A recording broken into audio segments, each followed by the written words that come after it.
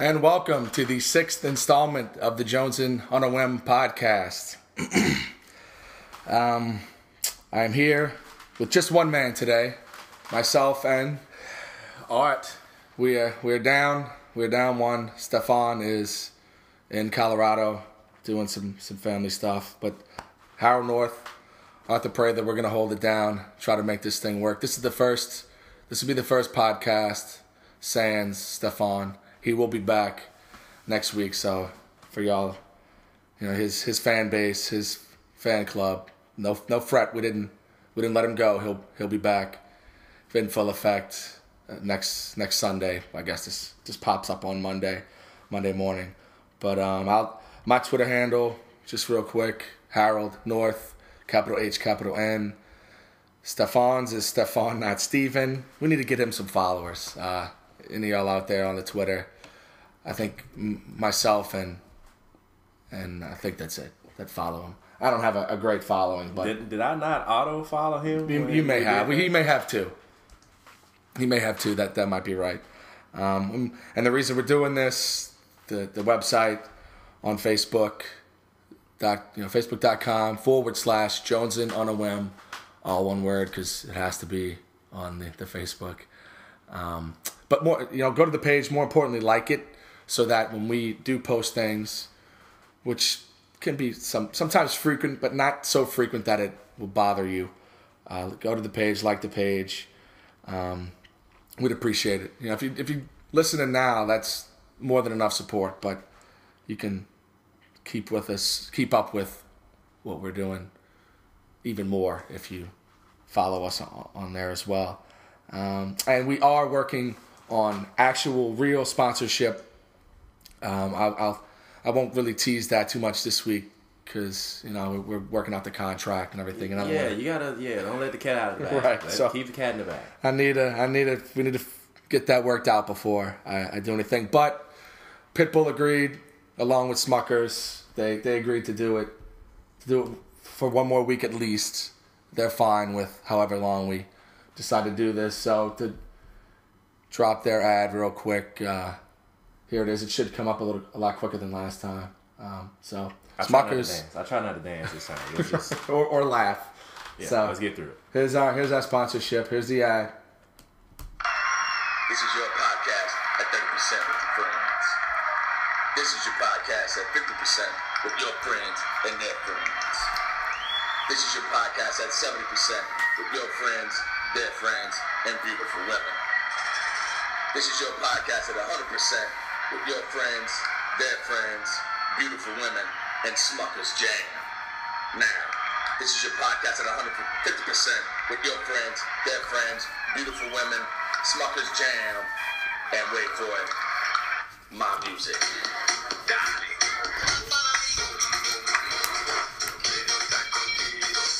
Smuckers, the official jam of Jonesin on a Whim.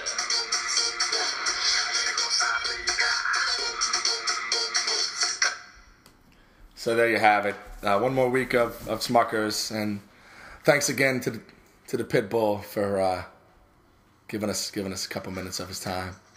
And I thought I'd close that out. But so that said, we'll get into it. We always start with mistakes from last week, and they grew a little bit from the prior week. We were just great. And in the fourth podcast, I think it was only 5. We were in a zone. Right. We were doing a lot of in-game corrections. So, yes. But we'll quickly run through these mistakes again from last week. And not all mistakes, as I've said prior. It's some things we just needed to confirm. We don't want to be giving out false information to the 4 of you. Hopefully 5, 6, 20. But... first one, I mentioned Ruggles Grill had possibly being closed. It is closed. Closed in early February, and that's here in Houston. It's been there in Montrose and Westheimer for a long time. I don't know that there are plans to reopen. Maybe they're closed for internal reasons to maybe rework the menu, the staff. I'm not sure. I don't want to speculate too much there. I hope they come back. It's great food. A nice green menu as well. A nice approach, but Now, is it the specific location that we were talking about last week that's closed? It's the one at Westheimer and Elgin, Westheimer. I mean, in Montrose, Elgin and Westheimer. So no, this is where that Taco Cabana used to be, right there in the corner, and it's now a Smoothie King. It's over. It's not. You were talking about the new one in the Heights, and that's the Ruggles Green. Yeah. That's a grill. That's a smaller. It's the same group.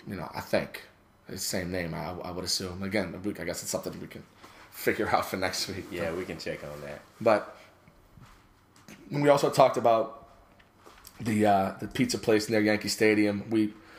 For some reason, we brain farted about the locations of the old and new stadiums. They are both in the Bronx, and they're across the street from each other. They tore down the old one, but the field is still kind of laid out there. And I've been there not a year ago, so I don't know how I forgot that. But it's the nerves from the podcast, I guess. Well, Stefan's more guilty. He should.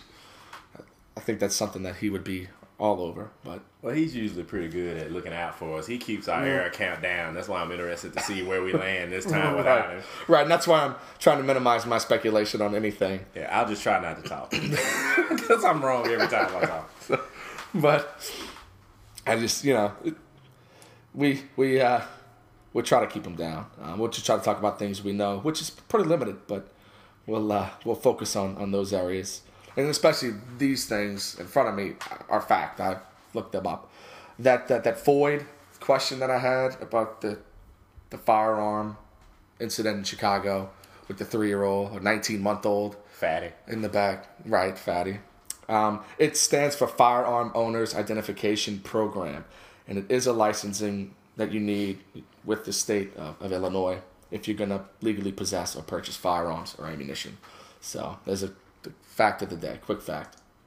And we mentioned Kendrick Perkins, the trade. We stated it was for a bag of chips. It included him, included himself and Nate Robinson for Jeff Green and then Ned Christic, which that's not a bad deal. I mean, the Celtics didn't get robbed, and both Jeff Green and Christic still play for the Celtics, so not a complete highway robbery, I guess. But Green was out for the year early, right? I think he played in the playoffs, this year. And that's when I wanted to check if they were even on the roster anymore. I know Christic's definitely healthy, but Green may have been injured some of the year. Not sure. But that was number 4. Number 5, the Qdoba Mexican Grill in the Taco Bell segment we mentioned. We didn't know much about it. Figured it was a West Coast chain. It kind of is. It's a national chain, but it originated in Denver, which is fairly west of here. And it's owned by the same owners of Jack in the Box. They do have over 700 locations nationwide, and two here in Houston, the Houston area. One over in Cypress and one on Tomball and in that area. And another thing I learned this week about Taco Bell, which I thought was funny, there's actually someone living in Bethel, Alaska, who created a fake. He created a hoax that there was a Taco Bell coming to Bethel. Apparently, in this small town in Alaska, they don't have any fast food chains. Wow. Created a website, put flyers around, even created fake job postings, and just dropped the hammer on them that it was a big joke. No Taco Bell's coming. I mean, they were devastated. I could imagine. So sad and funny all in one. And I'm not even sure they found the person that was behind this. But talk about someone with a lot of free time. But still hilarious nonetheless. I wanted to mention that genius. Wow. And number 6, sorry. I mentioned that I'd heard recently that it's rare that these best of 7 series actually go 7 games. That's actually true. Of the 960 7-game series chances since 1948, only 111, sounds like a lot, that have gone 7, but that's not even 12% of the time. So that's a low percentage. So I guess I was right, or the person that I heard that from was right. Yeah. So we'll take it. Lastly, we. I'm sorry, Kenny. Right. This is totally. This might be our worst mistake yet. But we credited Kenny Loggins for singing "The Heat Is On." Oh man! And one of our loyal listeners, Casey, he pointed out it's actually Glenn Frey. So thanks for the correction and thanks for listening. Yeah, I'm guilty. That's kind of on me because after the long run, my Eagles knowledge kind of dips when they started doing all the solo stuff. Like this, I'll look and I'm they like, all branched out, right? And I don't realize that's who it is. But and I think sorry. And for both of us, anytime we can do the Kenny Loggins or Michael McDonald impersonation, we kind of do it, no matter who it is. Even when it doesn't, yeah. Right. So it was part of that, too. We did it out of love, Kenny. Right. So, again, those were the mistakes from last week. Down to 7, and not all mistakes. Just wanted to give y'all some fun facts to start the podcast. Hey, I'm trying to be an out-of-work Stefan here. Green missed the whole season. Whole season. Okay, but he's still he's still with them. Well, he or he might be free agency might be coming up. Yeah, he was made a free agent because he had the injury and couldn't pass the physical before the season started. Okay. So and that makes sense to me because I hadn't really heard much from him, and he's not a bad player. Especially he would be great with the Celtics. His defending and lack of offense, and that's perfect for them. That does kind of work with them. So don't jab at Stefan.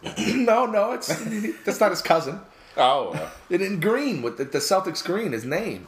Yeah, but so maybe they'll work that out, get him back in the squad. But and moving on, we do our 51-second segment, which always lasts 7 minutes. Right.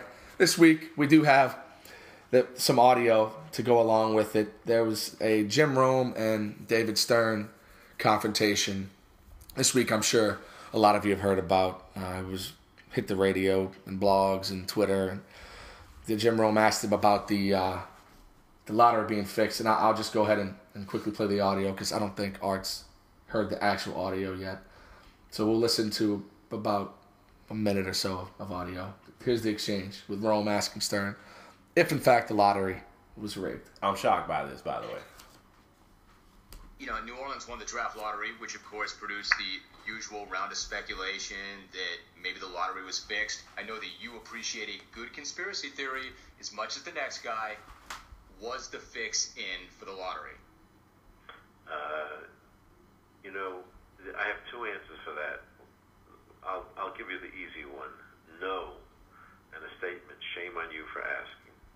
I understand why you would say that to me, and I wanted to preface it by saying it respectfully. I think it's my job to ask because I think people wonder. No, it's ridiculous, but that's okay. I know that you think it's ridiculous, but I don't think the question is ridiculous because I know people think that.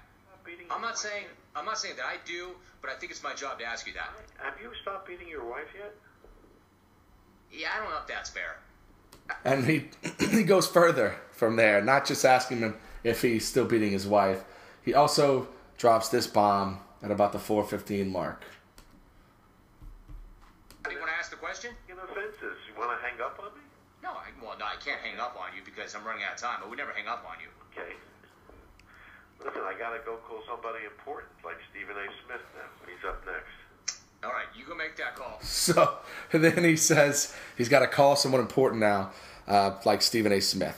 So David Stern's got to be close to 70. I mean, is he? Yeah. These jabs, are they? I mean, is that necessary? And he's not. He's not. I guess he's not accusing Rome of domestic abuse. He's never been in the news for that. It's more a philosophy class reference where have you stopped beating your wife yet? You can't answer that yes or no and not admit guilt. So it was more him saying, you're asking me a question where how can I truly answer this? And he just threw another question back at him in the same context. So genius on Stern's part, but the later comment about I need to go call someone more important like Stephen A. Smith, that's childish. No, David Stern. Well, I mean, he usually does it a little classier. I mean, he like his first approach. Have you stopped beating your wife yet? It probably would have been better if he'd have just said, have you stopped kicking your dog or something like that. He took it to a higher level, and Rome was right saying, I'm not sure if that's fair. You don't need to be sure if it's fair. It's not.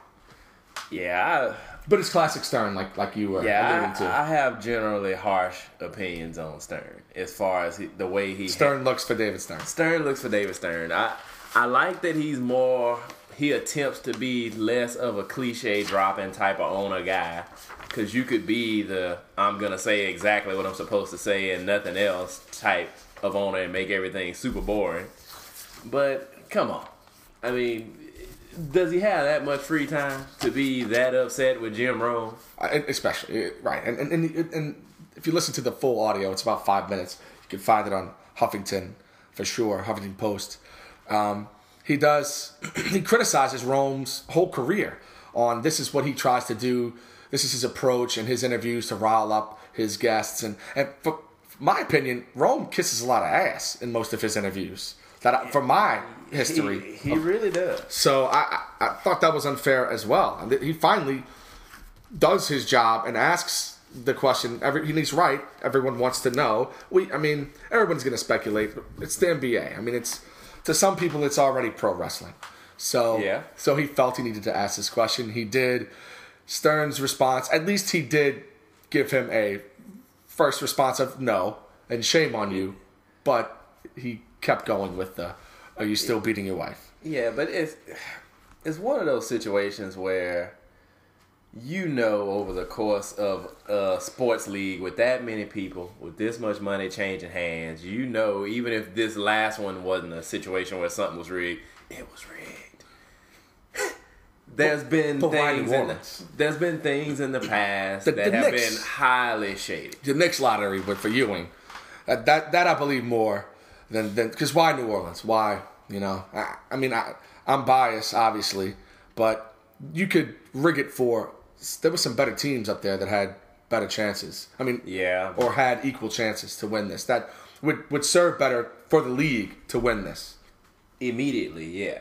But if you're talking about... It's not a big market. Yeah, but there's been a lot of pressure, or at least commentary, about the league contracting teams. And they got to start picking those teams and figuring out ways to get involved with those teams, to make those teams either make better decisions on who they get, put them in situations where there's no-brainer situations and decisions to make, where it's like, this is the guy you have to get, this is the guy you need to get. If you somehow find a way to not get this guy, we will contract you. Right. And there have been some articles written locally in the Picayune speculating whether Chris Paul would return. Because he hadn't signed an extension in LA yet. And he's at one more year. And, they built a nice roster around him. But if the Hornets can keep Eric Gordon, then now we'll have the first pick. They have the 10th pick, and as long as they don't use it on that chunky fella from Ohio State, it'll be a good pick. Sullinger, a great kid, but he's not an NBA player. Sorry, Foley and Dove. You may already know that. But if they can build, that will already be nice pieces around. When you and it would take a lot for Paul to come back. And it's total speculation. I'm not even going to get into that because I don't think it would ever happen. He left New Orleans for LA for reasons that haven't changed. New Orleans isn't LA. So no, it's not. That's his reasoning for leaving. Wasn't because he didn't want to play for New Orleans. He didn't want to play in New Orleans. But I guess it's a topic for another day. So to wrap up this 51-second segment of the 51st state, it's still regarding the 51st state almost directly, since it's the lottery and New Orleans did win it. Yeah. Stern, you're kind of right in saying Rome, shame on you, but more shame on you for responding the way you did. You're better than that. And speaking of the NBA, we got a real into our weekly talk of the NBA playoffs, which are now down to the finals. Oh yeah, and it's been a long 3 days for me since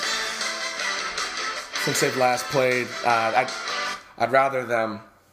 I liked it every other day because there's a bitter taste in my mouth, as I'm sure there is in the Thunder and the whole team in their mouths. People want to talk about that last play when, yes, LeBron fouled him. LeBron fouled him 4 times. Then he fouled Westbrook. But you can't be down 18-2 at home to start a basketball game and expect to win. Especially don't expect to get bailed out at the end by referees. So I'm not crying about that. I need them to start the game better. Tonight they better do that, and I expect them to do that. They don't have a choice because there's a lot of criticism on the Heat because they brought it on themselves with the smoke machines and all of that. Not 5, But not 6. Just like I was talking last week about pressure on the other team in this, because you watch the wrong coverage and you will think that the Heat are playing against Ghost or something, like the Thunder don't exist. And I know these guys are young, and I know all things being the way they should be, those guys will be together for a while, and they are in position with the other teams in the league to be winning for a while. But damn it, this is the finals. They're at home, up 1-0. We've been talking about this off the record. The whole playoff run, how they have these.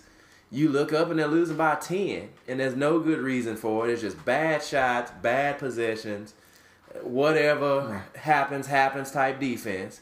And then they turn it on, and then they go on these big long runs, and you're like, well, now they're up 10. I'm not saying you need to do that the whole game because I know that takes a lot of energy. And that's the NBA, too. You see that a lot with a lot of teams. It's streaks. Yes, but you can't be counting on a 18-1 run in the middle of the third quarter every game, because what happens when the fouls get called and guys have to go sit down? And they lived through that this week. And they had that last game where, and pros play for the foul.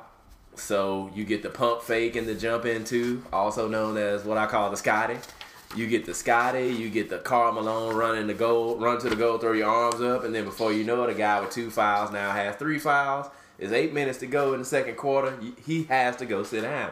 So you can't be counting on these middle late game runs. It'd be awesome if they came out. And I'm imagining that what they're going to do is they're going to put Harden out there a lot earlier.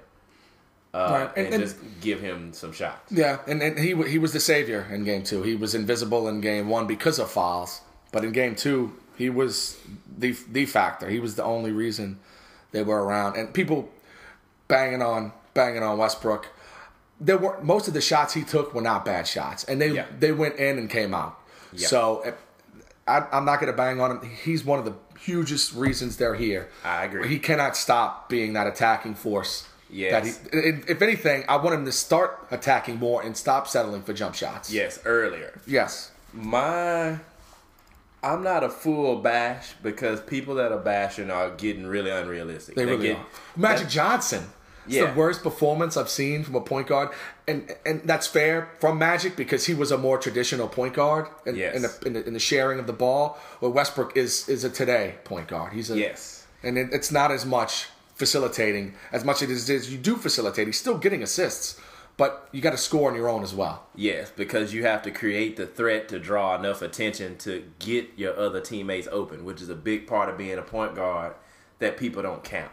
And it's hard to be a point guard that doesn't have that threat to score because, look, for Jason Kidd to even stay in the league, he had to figure out how to start making 3-pointers. Right.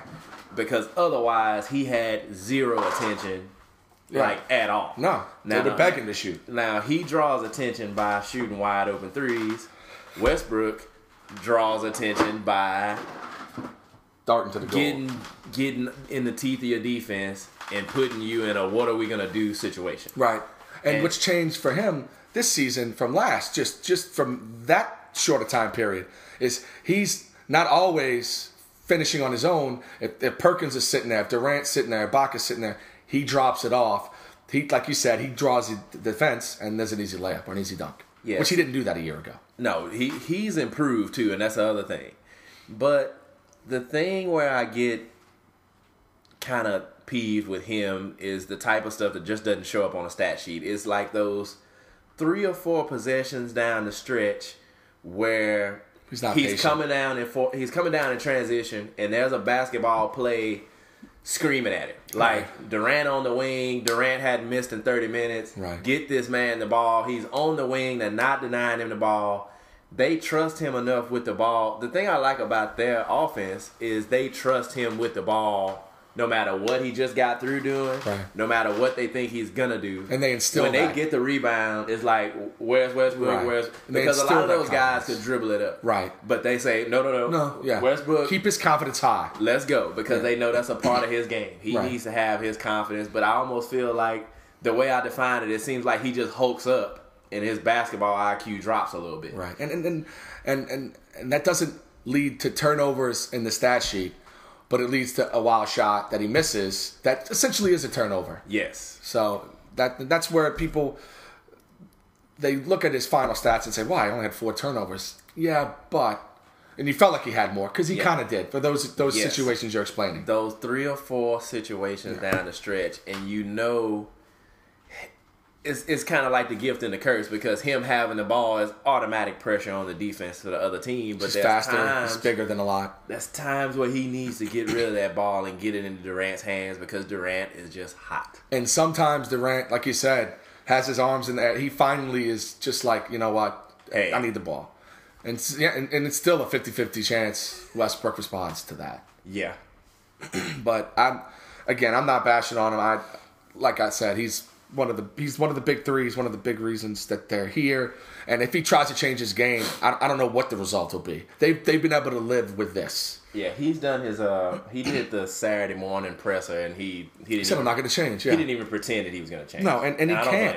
blame him. And his players and his coaches said the same thing. And we don't want him to, because quite frankly, I think they're all scared. If he starts thinking more, that could really damage what they're trying to accomplish. Yes. Because it's not his game, and you can't ask him to change now. You're 3 wins away from a world championship. Yes. Now's not the time. Maybe in the offseason if y'all want to go back to the drawing board, but it's certainly not now. And that's what we've learned about. There's 2 things I think we've definitely learned in these first 2 games, for me, that I've learned. Is one, the stage isn't too big for these little pups, this young Thunder team. But more importantly, it's not too big for LeBron this time around. No. Last year, people forget how pathetic he was in the play. He went the game without scoring. Yeah, he was averaging 18 points a game. Which is I think that's total what he scored in the finals last year. Yeah. Yeah. Oh, in those fourth the quarters? finals, yeah. Yeah, those fourth quarters, yeah. He was invisible in some of these games. That's not the case this time. He's on a mission. And can this supporting cast, averaging over 40 minutes a game with him, hold up and get to 6 or 7 games, which is what they're going to need to win this? I still say no. The zombies are going to keep coming at him. I said 5 initially. I'll move it to 6. But the Thunder are going to pull it out tonight, and they're going to pull it out next Sunday in that 6th game, a week from today. I could see that still being the case, but tonight is huge. Of course it's huge. Tonight is so huge, because there's a this start has to be better, and the comfort level with Shane Battier getting open shots needs to go away. They need to update their information and say, okay, 9 from 13 from 3. Yeah, they got to update the scouting information now and say, okay, you know what? We need to treat this guy like it's 2009 and he's Ray Allen. And because he's shooting that like way a Ray Allen would in these situations. And I can't believe I'm this open. I'm making this. Right. And the key there is no one else on the Heat are making threes. So you can adjust to that. You can just pay attention to him. As we spoke about earlier, Mike Miller's dead. Yeah. James Jones is clearly, he's not getting minutes. If he's not as good as Mike Miller, then you know he must be bad too. Right, and Chalmers is come back down to earth. I mean, he's 3 for 7. That's under 50% from 3. You'll take that. But this 9 of 13 from Battier, and he did it just from the first half of game 1. But in the second game, he did it the entire game. He was consistent throughout. He is averaging 42 minutes a game. He played 42 in both games. He's on the wrong side of 30. I expect he'll wear down, and I don't know that there's anybody on that bench they can go to fill that role. Not at that level. No. They don't have the guns for that after him. He's their guy, and they know that. I mean, to touch on the LeBron thing, in one of these pressers, he just flat out mentioned that it took him a long time before he sat down and could watch the finals from last year. Because of all the drama and the talk. And he was like, I need to let the drama die down, and then I need to watch it for myself and see. And He said, I can't believe it. I watched those games. I know it was me. Right, but it was me, but it wasn't me. I can't believe that. This will never happen to me again. Of course, I did a shoulder shrug and I made a face and I didn't believe it. But this guy's posting. He's going hard to the hoop. That bank shot was a wow type of shot because that was the shot he was working for. That was the shot he wanted, and he stuck it. Yep. And he made the free throws, and he played his, they certainly won't call this foul on me defense. And either of the 5. Yeah. But still, 9.9 times out of 10. Yeah. Durant makes that 3-footer, even groped. I think Durant got the shot he wanted out of it. He expected to get groped. He got groped. And that's why he shut it down. When they tried to get him to say, I got fouled, y'all. Right. He won't. He's not that guy. He was like, guys, I'm not going to say I it. missed the shot. Right. I got the shot I wanted. I missed it. I missed Why the are we shot. still talking about this? Yeah, I missed the shot. I've moved on. Y'all should. That's not the story. We down 18-2 at home to start a game. We were lucky to be in that situation. Damn lucky. Yeah. So, like I said. But that game was that game to watch them fight back and come back and it was all hard for a stretch. Yeah, and to see that crowd stay with them, all of that is the type of stuff you like to see from a crowd, from a community, team, from a team, community, for NBA Finals. It makes sense, which I do expect there to be a little bit of a drop off tonight because of my opinion on the Miami group. They're coming. You don't want to. Right. The fans. The atmosphere team, won't be as. The atmosphere will be a little bit more of this is the cool thing to be doing right now. So let me go ahead and go to this game. Right. And in the middle of the third quarter, if it's barely a game, you're gonna see people like texting in the background, and that people aren't gonna all have on red. It's gonna be a different type of thing. But I hope the level of play and the refereeing, for the most part, stays good because I've been talking about that too. I've been saying that the refs are doing they're doing their best British guard impersonation. Like, I don't see you. Right. I don't see you over there flopping. I'm not reacting to that. They've been consistent enough for me. They haven't dictated the play of the game. They've allowed a little bit of flopping, but once it comes down the stretch, like, they're ignoring all flopping. And Harden needs to cut it out, too. Because, I mean, he's going to get teed up or he's going to get fined or something because he's doing, like, every 3 plays he's flopping. It's not a game he'll play that he won't have 4 fouls. There is something there with Harden, and it's not that his fouls aren't fouls. It's that the other players do the same thing that doesn't get called. Yeah, and that's fine. Like you said, he's got that element of he flops to some extent, and it probably annoys the officials, especially when the tape. And that's why Chalmers is getting ignored. Yes, because once you get a rep for being a flopper, then people get comfortable with running you over legitimately because they assume that you're going to act like you got shot out of a cannon. And then when you do it, they look at the ref like, you know who this is and you know what he's doing. And they could have mugged him for real, but they're like, he's flopping. And the refs are stuck to say, well, was he flopping? I don't know. Right. If he would play it straight up, maybe I could decide. Yeah, you're making them think when they don't want to do that. That they have to. Just as the players play it on instinct, the refs have to ref it to a certain extent on instinct as well. There's only 3 of them out there, and they can't see everything. But for the most part, it's been consistent. You were worried about that being an issue, and with the NBA, you always have to. Yep. And to this point, I don't think it's been. I think it's been pretty fair. Yeah, and Wade, we haven't talked about Wade. I think because he's nothing to talk about. He's played He's played very well, and they're still squeaking. But he's making bad shots though. I mean, he's making shots that you would think he's not going to keep making. And he'll wear down too. I'm counting on that, just like I did with the Spurs. These guys are going to wear down. They're all like I said, all their starters over 40 minutes in both games. Yeah, these guys they're not used to that. That's a huge stat. Like LeBron because they're can not do doing anything with the bench. Yeah, LeBron is the only one, and that extra day off.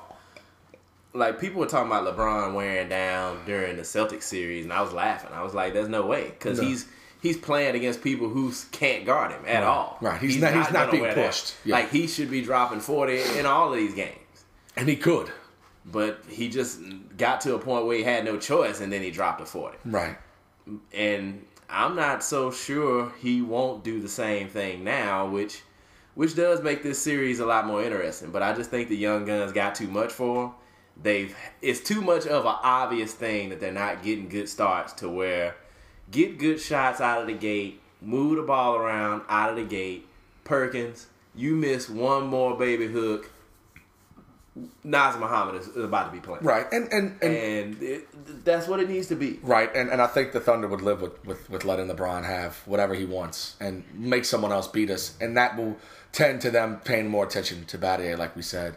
And Scotty Brooks, after the first 2 games in San Antonio, came back with an adjustment that they hadn't lost since Thursday night from his adjustments. So I expect with these 3 days, he'll make some more adjustments. They'll let LeBron have what he wants because Kevin Durant cannot be out of the game midway through the first quarter because he's got 2 fouls. No. That can't happen. We need him out there. No. So they'll adjust there. They'll have him guard someone less intrusive, I guess.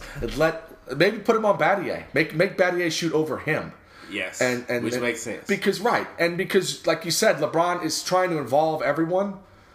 And he will continue to, it's his instinctive play. He's going to try to do that instead of realizing, you know what, maybe I'll get 40.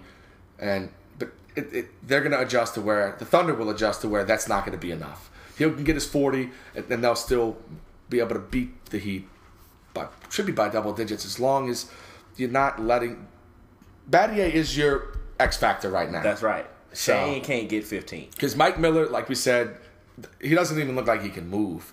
Chalmers is his second, third year in the league. He doesn't look confident anyway. But you have Harden to throw at him. You have Westbrook to throw at him. He's not going to be a factor. Bosch will make his jumpers. He won't be a presence inside. I stated when they started Bosch that would open up a lot for the Thunder in the interior. And Perkins had 4 offensive rebounds in the first quarter. But they just didn't convert. They didn't make anything in that first quarter. That will change. They will make baskets. It'll be a different first quarter. It'll be a different first half. And if it's tied at the half, you know what that means in the second half. The Thunder are plus whatever in the last however many games in the second half. Chalmers' third year. Third year. So, but he's been in the finals. If you want to call what they participated in last year, a participation. But it was a final. And he right. And he doesn't seem to be overwhelmed. It's not that. It's just his game is limited. His game is limited, and obviously when you have a little bit of chaos, which is what the Heat have, because there's so much pressure for them to win this, and it seems self-inflicted, and everybody's kind of worried about what happens if we don't win, except LeBron, because LeBron knows he's fine regardless. Well, he knows he's screwed regardless. Well, because then it'll be now you only have one. Like, wherever he is where he is. Right. He's not going to drop off anymore if they don't win this. He just knows he watched himself cake out for 6 games last year on film. Was it 6 or was it 5? 5? I think it was. They won the first and didn't win again. I think it was just 5 games. So it was embarrassing. It was embarrassing. Last year at this time, it was over. They obviously started earlier, but it was already over.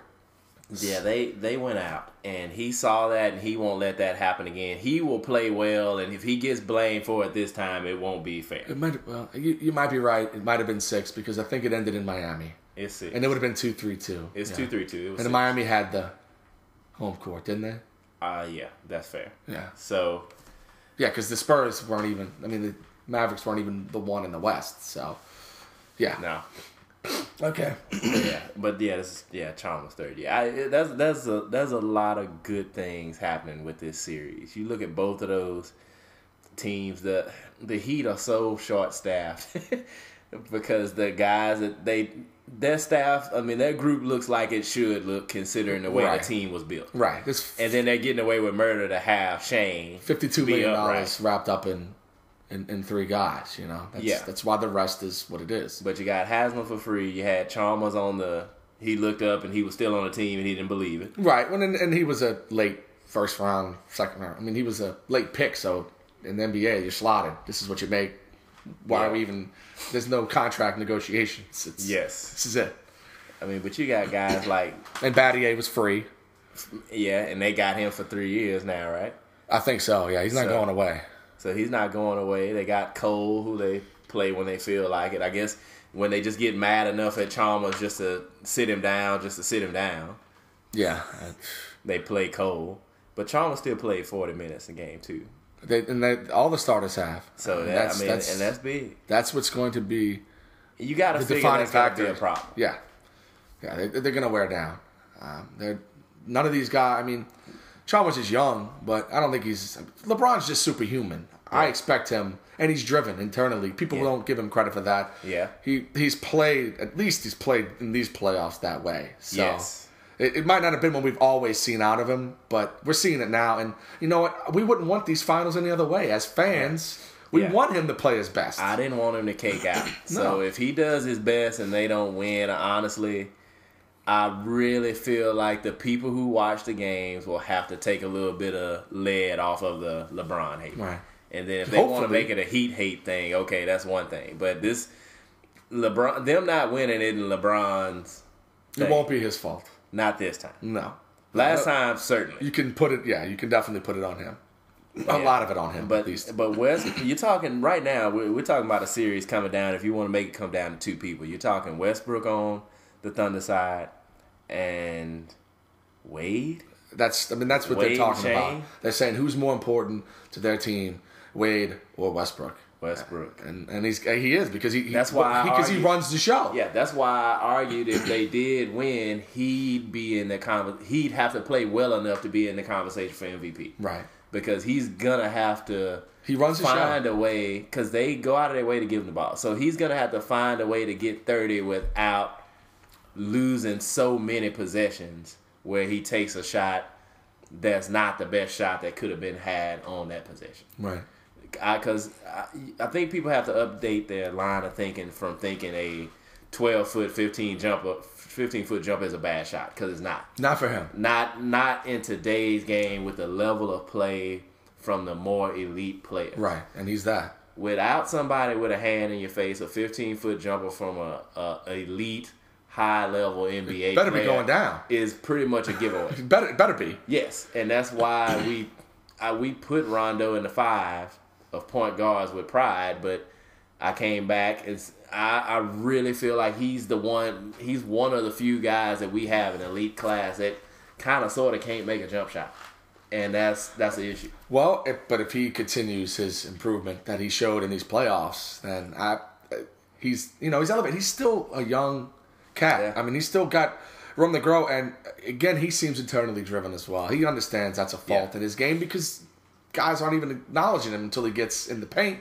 and he's 6 foot whatever. He's not a tall guy, so that's a wake up call for your ass right there. I mean, and he's woken up. I think his level of jump shooting has definitely increased, but it could have been a playoff thing. It could have been a run. Could have been a streaky thing. Or see how he approaches next season.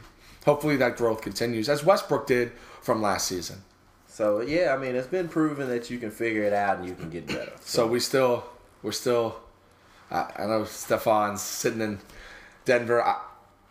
He's sticking to his guns, especially now that they stole the game in OKC. But I'll say 6 now instead of 5. But I'm staying with the Thunder winning the series, and I think you had it in 6. Yeah, I had it in 6, and I wanted to see 7, provided that the refereeing was what it needed to be, and for the most part, it has, because I just want to see this group of 2 teams worth of players play for a title for as long as possible, because I've really enjoyed this level of basketball. I try to be more concise to add it up. It's like there's fast running, there's high jumping, there's it's athleticism all over the place. Yeah, there's long arms. You can't make a bad pass because people are all in your passing lane. There's enough defense happening. Length. There's just so much length. You have to think about everything you do. And if you somehow look up and you get an open shot, it doesn't matter who you are. You better freaking make that shot. It was that late turnover for the Heat that gave the Thunder that last opportunity that was bred from the length of the Thunder. Any other team in the league isn't in that position and able to make that play. But they do that once or twice a game, but it's game-changing. Yes. And it ended up being game-changing in the sense that they got an opportunity that most teams would never have gotten. Yeah, because most teams would have lost that game by 12 points. Right. Even with the run to get back in it. Right. So it's been a joy to see. These are the best 2 teams. We said it was a dream matchup. Everyone said it. It's not just coming from Jonesin, but and it's been every bit of that after 2 games. Yep. So we'll see tonight. It's been more dreamy if the Thunder were up 2-0, but they're not. So, no, but for this to make it to 6 the right way, at least a 6. This probably needed to happen, and I think it's a really big wake up call for the Thunder about these slow starts. No, you gotta hope that they do react a little bit better, start games. They can't try to make 5 points off every possession, but we'll see. Right. So we do this every week. I've called it entertainment news. It's really it's more entertaining to us. I try to find some wacky stuff that happened during the week, and just in case y'all don't, MSN.com is not your homepage like it is mine. Just to bring your attention to it, we try to find some stuff that's relevant to us. And this first story is pretty funny because this is an NFL player that we make fun of a little bit during the season. He's a chunkier fella. He's actually from Louisiana. He played at Florida or Auburn. Started at Florida or something. Transferred to a smaller school. Brandon Jacobs, formerly of the New York Giants, he signed in the offseason with the San Francisco 49ers, as well as Mario Manningham. He did as well. They both left the Giants to go to the 49ers. But an interesting story surfaced. A 6-year-old boy, Giants fan, got a little teary-eyed, got a little upset when he found out Brandon Jacobs no longer was on his beloved Giants.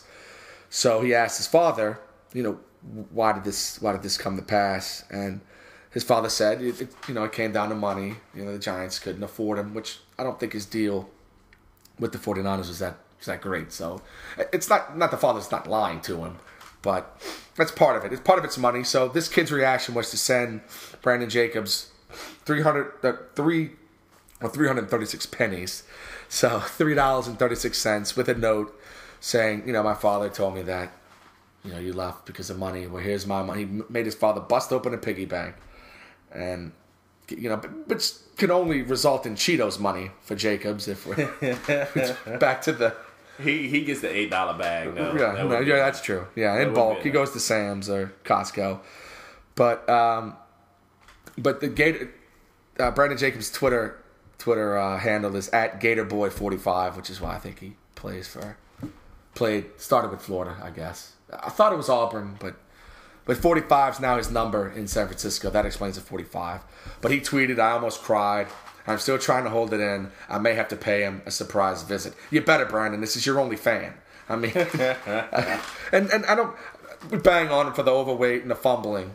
But yeah, I mean, that kid might have overpaid for it. Right. But we'll see. That's why I think it's just the small bag of the Cheetos, not the big. But yeah, he definitely overpaid. But maybe that was a combination to give Mario half. Manningham, who made that big catch in the Super Bowl. Maybe so. Now, is he? Do you think he's even going to make that team? He will, because he's he's what that team needs, so they can give Gore a little bit of a break. They do have the Mississippi State kid, right? They still have him as a backup, but yeah, he fits for what they paid him to do. Because, like I said, I don't think his contract is very great. But I don't even know if it was $1 million a year. But he'll spell the way that Gore runs with an obsession to just get through the line, and sometimes he runs too hard. That's his problem. And I think this will maybe relieve him of some carries, which he's getting closer to 30. He's gonna they'll need a stable of backs around him. He does, yeah, because he gets unfortunate injuries pretty often, and so I think he'll make the team. He's a talented running back. He really is. You need to make a concerted effort to keep his weight down, and keep him involved enough that his interest is which there. is enough to make him lay off the Cheetos. Right. Yeah, I believe that. He's a good back. They have Kendall Hunter is their other guy. They brought in they drafted LaMichael James out of Oregon, but that's an ultimate change of pace from anything they have. Yeah. So, and I guess they still have Anthony Dixon, who I think's that's the Mississippi State guy. Kendall Hunter is Oklahoma State, and he's their primary backup. But they've got Jacobs slotted currently second in the depth chart. But yeah, Kendall Hunter would get the second most carries in this offense. And in looking at this depth chart, maybe you're right. Maybe Jacobs doesn't make the team, but That's a little scary. That's what I'm. but any good team has four running backs. So my Saints have that. So, and they use all of them. So that said, a cute little story. A kid thinking, not knowing at 6, you kind of realize maybe you don't. At $3.36, it's not gonna get you much. Like I said, he'll buy the Cheetos, but it's something y'all might have missed. You would figure that kid would get a lot of return on the investment for that one. He probably will, and because through all of Jacobs, I don't want to say failures on the field, he doesn't seem like a bad guy off of it. So I've never heard any shenanigans coming from him. So he probably will pay him a visit. Go to the Circle K and maybe they get some Cheetos together. Jacobs will buy, give him his money back. But no, I think you're right. This 23 for me, 2 for you. yeah, that's probably how it ends. But at least Jacobs will probably put the money up for it. But so that was one. Another one I thought was interesting. There's someone traveling America, hitchhiking across America, right, in an attempt to compile some information or some experiences, I guess, to write a book about kindness in America. Well, he landed in Montana and found out not everyone's so kind. Oops. Walked up to a car, just hitchhiking. I guess the car stopped. Then the guy shot him in the arm. Oh. So talk about your ultimate irony, trying to go across America to find kindness, and in Montana of all places, right? Not Detroit, not Chicago, where 19-month-olds are wielding, they're strapped, but Montana. This was interesting. I think the person that actually shot him is from Washington, so not from Montana. I guess giving Montana a bad name, but the bail was originally set for $50,000. They've since increased it to $100,000. I'm guessing this incident won't make his book. What do you think? No, I would doubt it. I would think, well, maybe he'll say there's a lot of nice people there outside of that. You take out that whole me outside getting of my gunshot thing. wound, yeah. Outside of that whole getting shot thing, those people are pretty nice. Yeah, well, I just thought it was some interesting irony. And Montana. Of all places. Right. But then, of course, it couldn't be in an obvious place because he was probably more careful. Well, he won't. In Yeah, you're not going to hitchhike in maybe these other places that I've He was mentioned. thinking, well, I got to be fine here, right? Yeah, this has to be safe. Oops. Yeah, well, at least it was just in his arm. He'll live to lift his thumb again. Yeah. And then finally, this one was really funny to me. Again, Somalia, Islamist militant group. They're offering rewards of chickens and camels for the information on the whereabouts of our president, Barack Obama, and also Secretary of State Hillary Clinton. First of all, the whereabouts, we know where they are, in the White House. Yeah, that's not tricky, is it? Yeah, that's kind of funny. And this was, I think it's a joke on their part, in response to our U.S. State Department offering rewards of $5 million for the whereabouts of Khalaf, who is, it's Fuad Muhammad Khalaf of the Shabab al-Mujahideen movement in Somalia. Forgive me for having no idea how to say any of that. But we've offered $5 million rewards for the whereabouts of himself and 3 of his associates, as well as $7 million for information about Al-Shabaab, the founder, which is another Ahmed Abi Mohammed guy. But we're offering significant rewards, significant bounties, and they're offering camels and chickens. Which is funny. I guess it's their way of saying this is what you people are worth. I disagree. But it may be all they have. Maybe that's all they have. They'll be killed by drone missiles in less than a month. $3 million is a lot. And this has worked in the past. It'll work with these crumbs. And it won't even cross our radar when they're eliminated from this planet. But just thought that was funny. Anytime camels, chickens, goats are involved, I love to dish on it. But look for their deaths soon. Quick side note. And our president and secretary of state to be just fine. Now, no real segue other than I guess the Sheik is Iranian, not Somalian. So the Twitter segment, Sheik tweets I was set to give up on that. Not completely, but he's added some new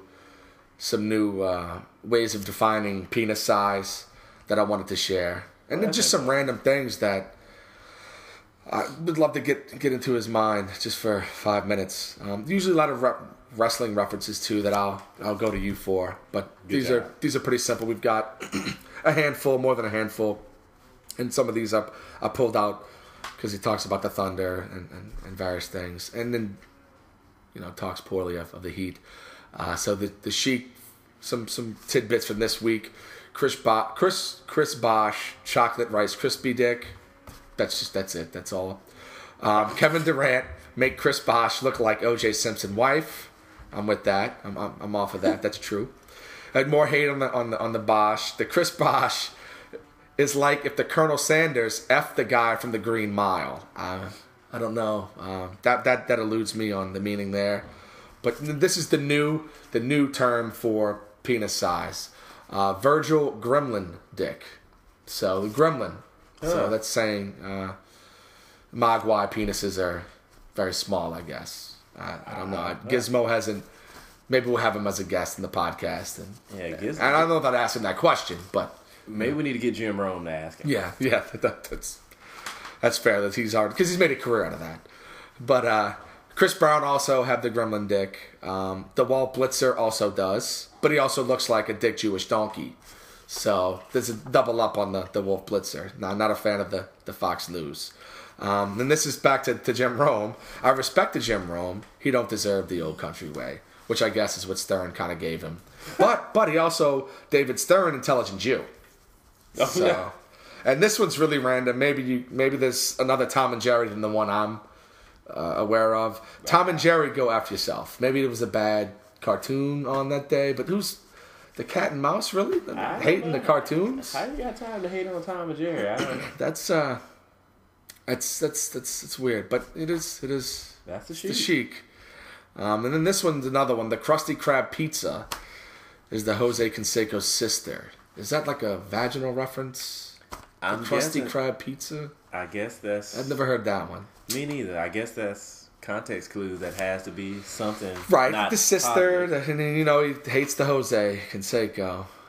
We'll have to dig up some information on that, if there's any. I doubt there is. Then he randomly tweets this, just cold beer, simply cold beer, which we're enjoying. Yeah. During the podcast, I got one of my faves, the perfect summer brew, they call it, the Ruby Redbird of the Shiner variety. There you go. Delicious ginger, grapefruit, smoky notes. That's for another day. But delicious beer, perfect summer beer. I agree. This one's really good. It's raw, but I tend to agree. James Harden face looked like the Roseanne Barr pussy in 1982, but still I respect him. So still the respect for the Harden. It's more a dig on Roseanne Barr's on hygiene. Yeah, not being hygiene. What's the term? Hygienic. Hygienic. That's it. I was almost there. Yeah. So lack of hygiene. Yeah. Maybe that's not a necessity. I don't have a vagina, so. But I'm. Yeah, we're moving on. Yeah. The James Harden, the new Jim Neidhart. That's a wrestler, right? Okay. Yeah. Was he an evil wrestler? Or? You remember when Bret Hart they were the Hart Foundation? Right. The other guy that wasn't Bret Hart is Jim Neidhart. So he was the evil. Yeah. He had the little spiky beard. Yeah. Okay. Bald, like kind of. Little stocky. Yeah. Yeah. Okay. I think I'm with you. This is something he tweeted that we can completely agree with. The NBA final, very main event this year. Excellent. Not like the O.J. Simpson murder his wife, allegedly. Oh. The Cephalosha, the Cepha Shut the F Up Miami. Love that one. That's I love his Thunder love. I feel like we're one and the same, except that I haven't seen Roseanne Barr Bottomless. But yes, I'm better for it. The Kevin Durant is the Kevin Durreal. He should have come up with that a long time ago. At least we should have. Yeah, we should have done that even making fun of him. Right. We need to pick up our game. Football season will be mid-season form. And I love when he dishes poorly on the Mitt Romney. The Mitt Romney proved he's not ready for main event. He only ready to eat dog shit. Sure, that's fine. He also has the Rice Krispie dick. And the last one, for me personally, the Scottie Pippen, no Virgil. No doubt. Best Robin of all time. And sometimes he was Batman. And I had a couple other ones. I don't know that there were a couple personal shout-outs. One was about I know the handful of listeners. Harry Knowles of, what is his website? It's a pretty good website. He went to Whataburger Field, and he was upset to find no trees with burgers hanging from it. Whataburger is for Bob, one of our listeners. He loves the Whataburger. We love making fun of him about the Whataburger. Brian Ching's birthday was yesterday. He's plays for the Houston Dynamo locally. Love the Dynamo. Love Brian Ching. He did a retweet from someone wishing him happy birthday, asking for a retweet. I wanted to give him a shout out. Hopefully he'll listen one day. I doubt it. This was interesting. The Chronicle stated that Houston is ranked number 12 for the most gay couples overall. Producer Eric of Rule and Ryan show thought Houston was in the top 5. Just a quick thought. And going forward, college football tweeted 11 weeks until college football. We can all look forward to that. And he also tweeted, you know what makes Saturday a lot better? Football, which we're only 11 weeks away. We're getting there. And Darren Sproles is now on Twitter. He's at Darren Sproles. He reached 10,000 plus followers in less than 24 hours, which makes sense. As Saints fans, we love our pocket full of Sproles, our mini Sproles, our, what do I call them? Mighty Mouse. Yeah, Mighty Mouse. So that concludes the Twitter segment. I like to we'll whittle those down in the coming weeks. But the Sheik had a lot to say, and had some new stuff to say. So that concludes that. We got to get a flow chart for all these different penis references. Penis references to understand, what's the truest. Right. We need to get from him. We need to get a level of where's the Rice Krispie, where's the taco. Now the gremlin, where would we slot these things? Because they've overlapped with certain people, like Bosch. Well, Bosch has always had the brown Rice Krispie, so, and then but Canseco's had the taco. They might be equal, maybe. Yeah, equal size. The gremlin's new. Maybe I'll give him a direct message tweet, and he tends to reply here and there. So maybe we'll get a scale out of him, and maybe I'll get an intelligent Jew shout out. Maybe so. Even though I'm neither. But again, that concludes the Twitter segment, and we've got the new no Stump Stefan because he's not here. So I win this week. Is that the way that works? Sure, why not? Oh. We could have done maybe we could have done a Skype stump, but he's busy. They're doing some family stuff and cooler temperatures to hope for them over in Aspen, Colorado. We're here sweating Gremlin Richards off. But the new segment, State of the Art, last week was it was just an introduction. Really, it was a tease. It was a bit of a fail, but I just wanted to throw it out there. Heard no ideas from many of the 5 listeners, so this week we do a top 11 as well. So I wanted to combine the two because these podcasts are long.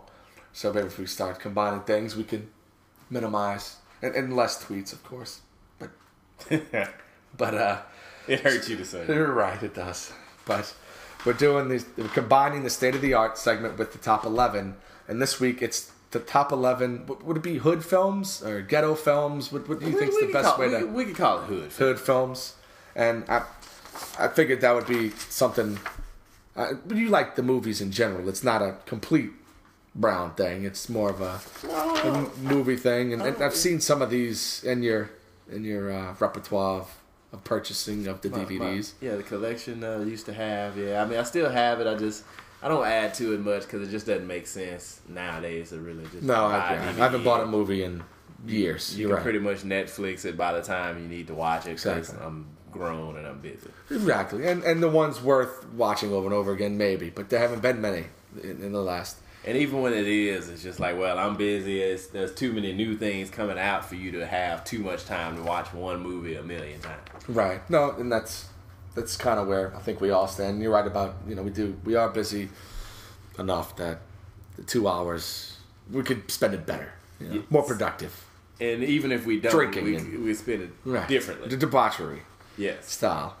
But this is a list I pulled off. I went through on IMDb. They let you create your own lists, and I went through a bunch of user lists, and this one made the most sense to me, I guess. I haven't seen all these, And that's still stuff missing. right? And there's, your usual suspects: Boys in the Hood, New Jack City, Juice, South Central, Menace to Society, Poetic Justice, which I think was the Janet Jackson movie debut, maybe probably movie.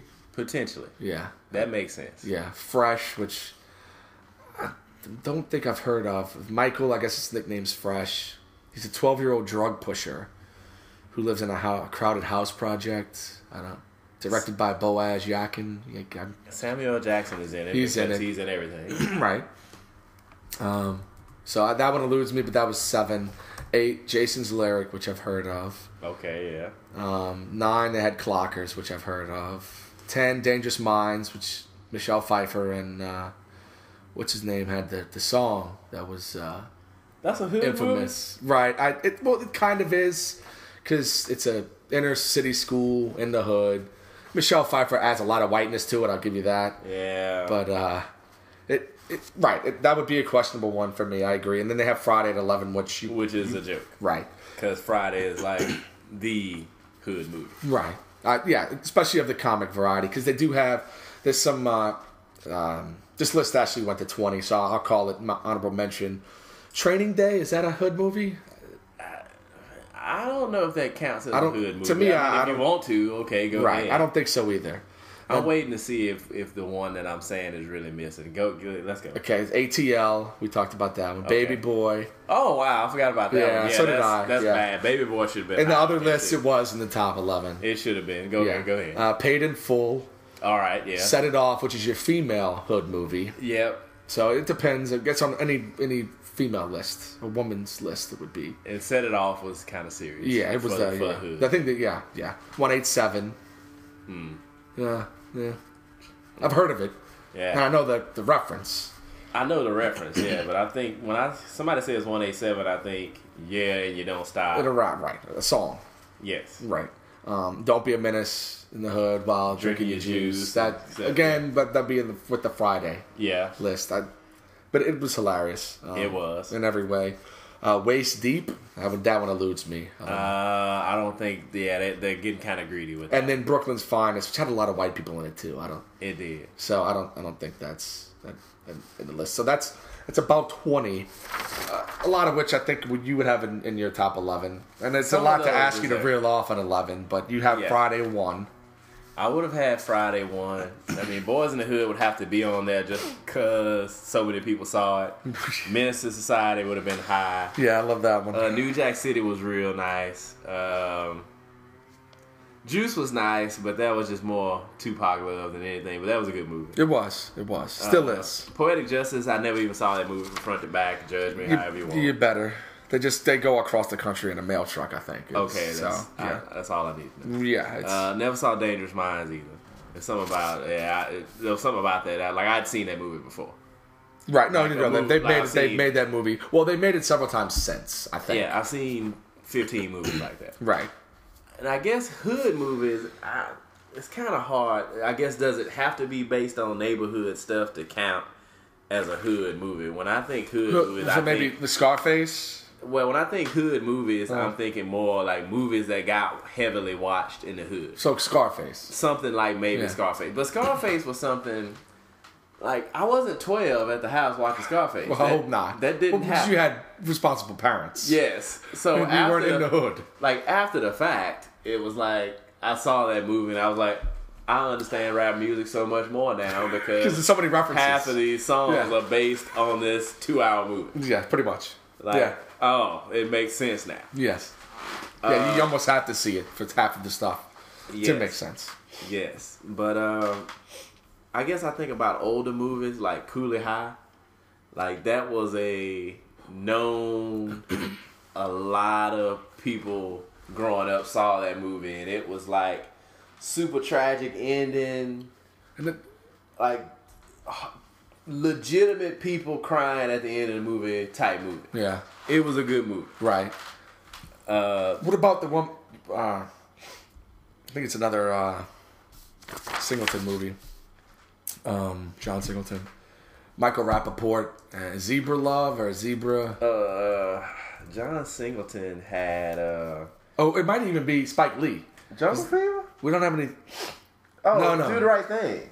No. That should be on that too. Yeah, that should be There's on no there. Spike on here, but Well, I guess that's just- just clockers. But That's just Spike hating. right. But it was Zebra. It was with Michael Rappaport. Early '90s probably. Oh, not Higher Learning, huh? Higher Learning. No, but I love that too. Higher Learning Ice was Cube, nice too. Yeah. Chris. What's her name?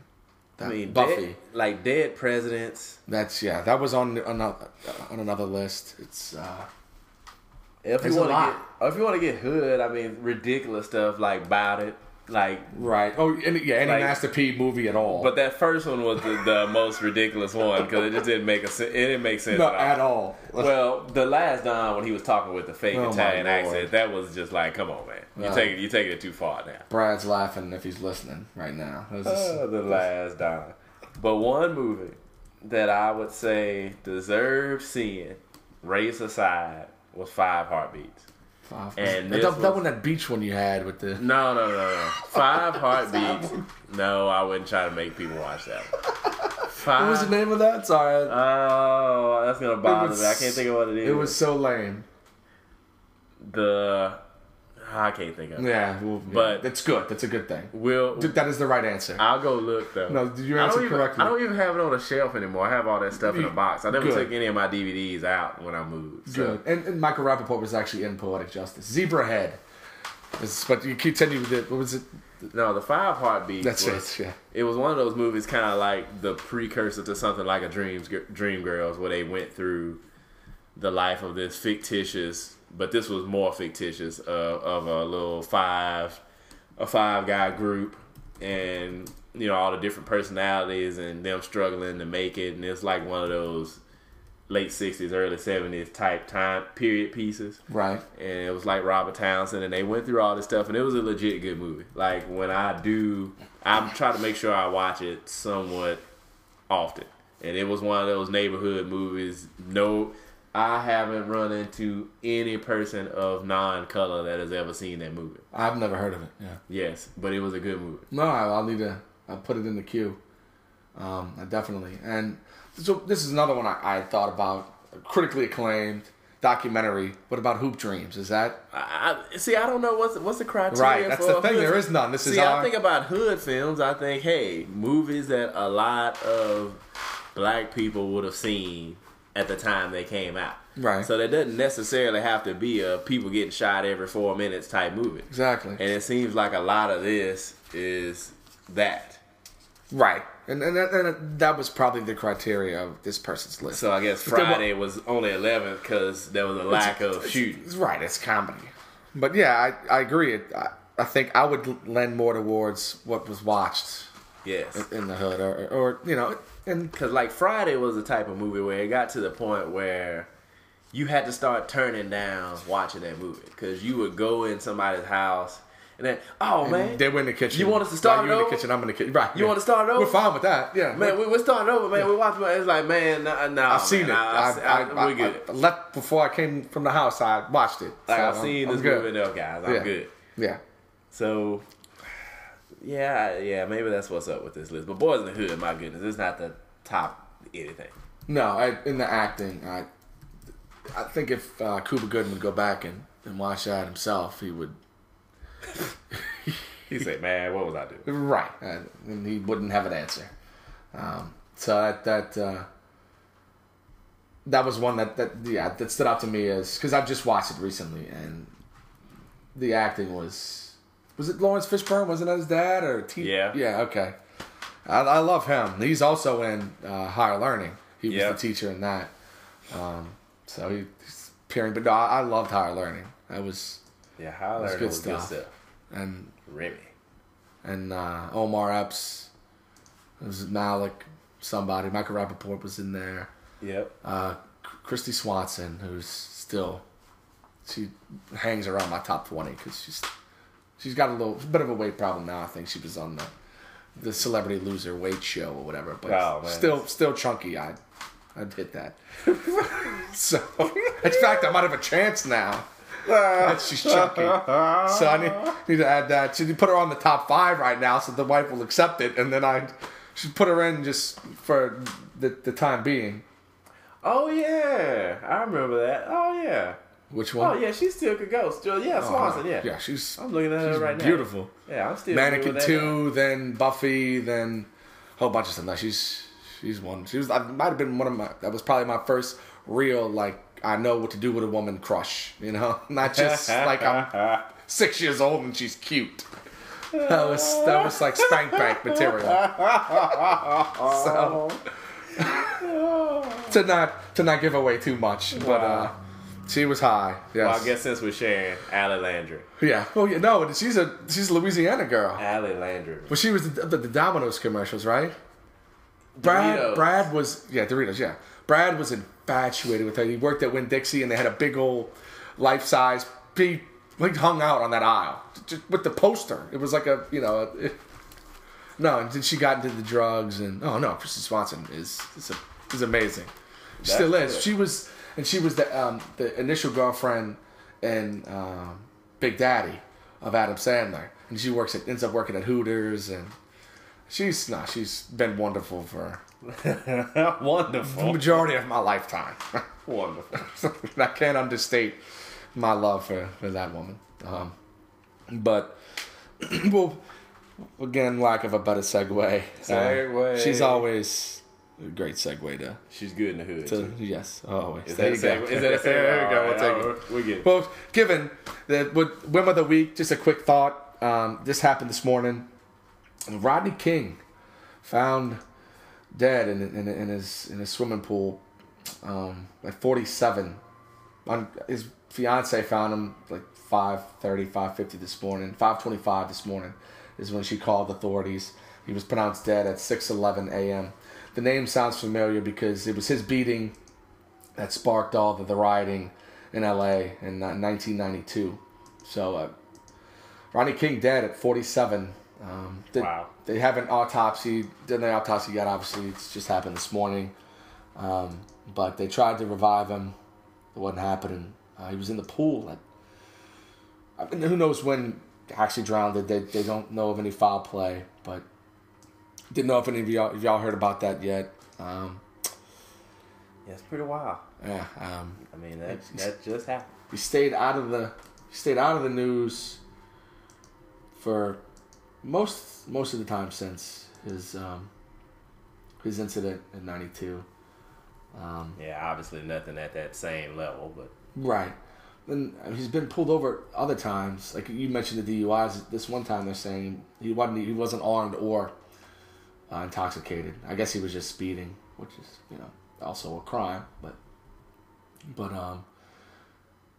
his father died in his 40s from pneumonia. So that's obviously not what happened in this case, but a history of early deaths.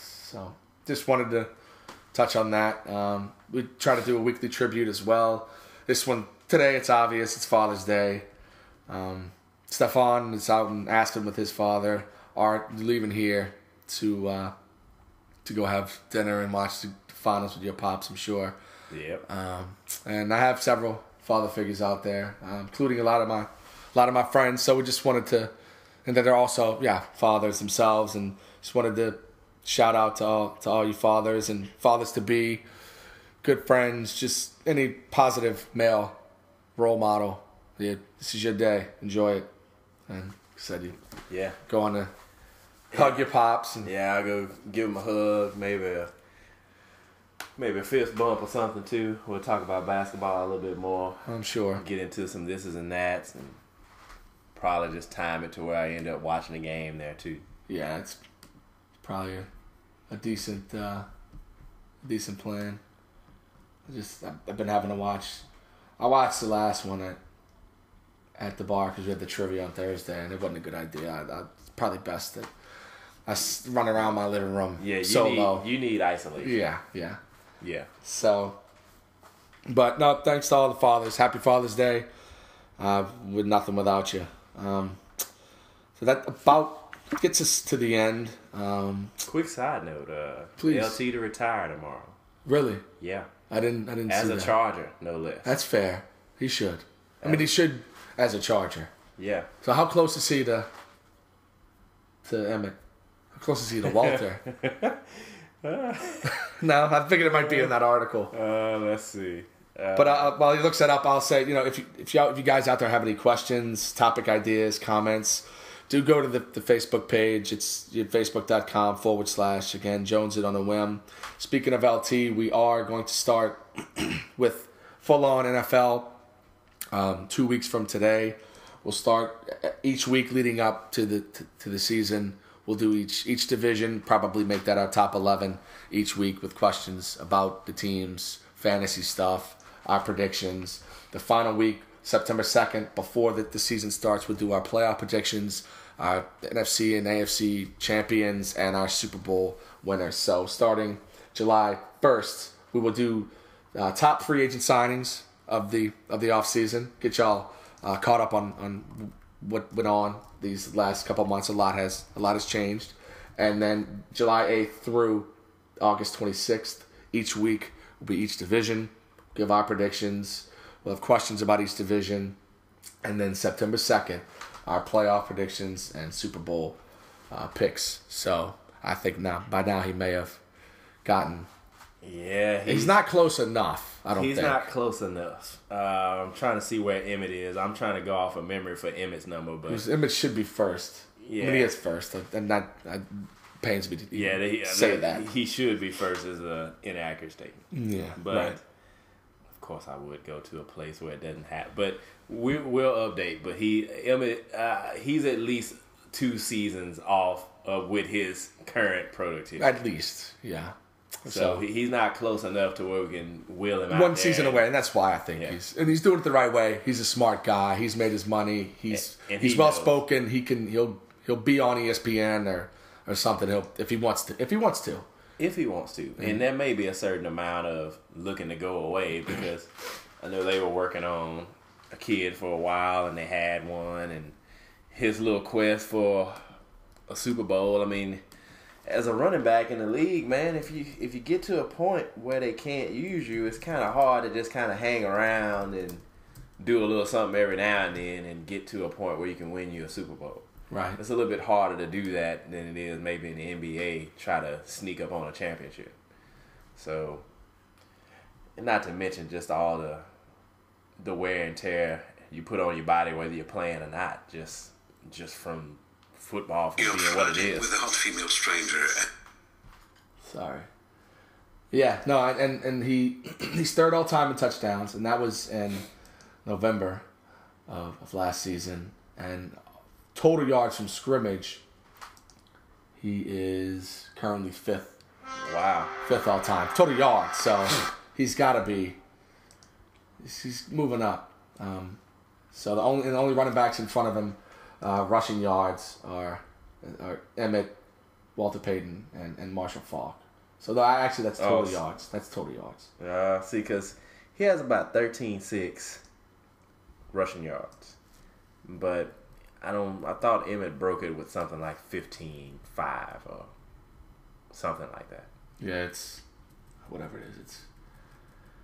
It's embarrassing, but so he's at least 4th on the list of total yards from scrimmage, because you do, when you factor him in, you do figure him and you have to factor in his receiving yards because he's been one of the best out of the backfield receiving as well. The certain Hall of Famer, probably first ballot. They tend to deal with running backs a little differently than receivers, so I imagine he'll be a first ballot. So 5 years from now in Canton, Yep. he'll be hoisting his ball. What is it? The boss? What do they call the head? Bust. Bust. Is that it? Yeah. Yeah. Bust, They that don't sounds let right. you hold it down though, do they? No, it's around you. You like pet it, and Yeah. you make my lips look bigger. Because they can't let you hold it no more. Big Jaggers, But yeah, but so They get like 3 out of 5 of those. they about, do. right? They do. They really do. They do. They get egregious on certain features, but Yes. it is what it is. I did want a final friend of ours. She's a listener. Her mother is having some slight liver issues, benign cyst on there. She's gonna have removed. Needs some blood transfusions. From Jonesin, we send our love and prayers out to her. Just for privacy reasons, I'm not gonna say who. It's up to them if they want to reveal that. But we are thinking about you. We're praying for you. So good luck with that quick recovery. I don't see any problems. Any issues should arise. We'll send in our prayers. But Please, yeah. other than that, again, questions, topic ideas, anything, go to the Facebook page, like the Facebook page. And I think that just about does it for this week. Well, one more Any thing. other side note? Because that was a meaty one. That was a good Yeah, one. another one. Kobe is still talking because they put the mic on him. Right. And Durant kind of opened the door with this by saying that he studied Kobe's demeanor during games, and Kobe comes back and says Durant is a 6'11" me. Wow, from Kobe, that's the ultimate compliment. Yeah. Because who better does he revere than himself? Yeah. So that's the ultimate compliment. That and Brandon Roy is coming back. Trying to come back. Awesome. That's something you want to hear. And he's been amnestied, so he couldn't go back to Portland, so he's going to have to go somewhere else. You can't go at all? It's going to be, I think he has to wait until 14-15 to be able to go back to them. So he can go, but I believe he can sign with another team now. It'd be cool, though, if he could go there. And those knees, I'm not sure what's left, but great guy. That game against the Mavericks in last year's playoffs was absolutely magical. In the Rose Garden, which is an absolute magical place. That's good news, and he'll get his chances. Yeah, he's saying he wants to play next year. Pulling up some info on this. This is the thing, though. He's good friends with Kobe. Obviously, people look to the Heat every time some kind of mid-range or some sort of guy like this pops up. Which won't demand a lot. He just wants a chance. He just wants to play. That's an option as well. So that's interesting. That's places where he might land. Yeah, and like anytime, like you said, those are your usual suspects talking about, let's try to get a ring. Kobe's window is closing. The Lakers, the Heat, the Celtics. If there's all this talk about Garnett going to the Spurs, I don't think he plays in Boston or didn't play anywhere. He's not that. He's that guy. I would think so. Yeah, he's maybe Ray Allen to the Heat. You can have him. He's done. Is Ray Allen just hurt right now? I think he's just older. I mean, it's not. I don't think it's an injury thing. It's my opinion, because he shows flashes. He just can't continuously do it. Consecutive games. He can't. He's older, and he played 4 years in college, I believe. So at Connecticut, he's got a lot of miles. He does have a lot of miles. He's 36. He'll probably be 37 by the time he play again. I'm not saying he's not going to play again. But it may be harder for him to land somewhere. But you're talking about a guy who can catch and shoot, and that's valuable in the NBA. And that's why I'm figuring he may land. There's places for him to land. The only problem is he's going to want to land somewhere that's good. And I'm not sure. He seems to be an understanding person. I think he would understand his role given the team he was added to. Like, okay, you're going to come off the bench. You're going to, these are your minutes. This is your shot count. This is, and I think he would be open to, especially like you said, with the championship contender, to fall in that role and embrace it. Yeah. Yeah. And just be a late assassin, or like Fisher does now. Come in and run the team, be that vocal leader, veteran on the court, but know your role. And, and defer when it's necessary. And obviously the coach would understand, hey, you missed a couple shots you shouldn't have missed. Go sit down. Right.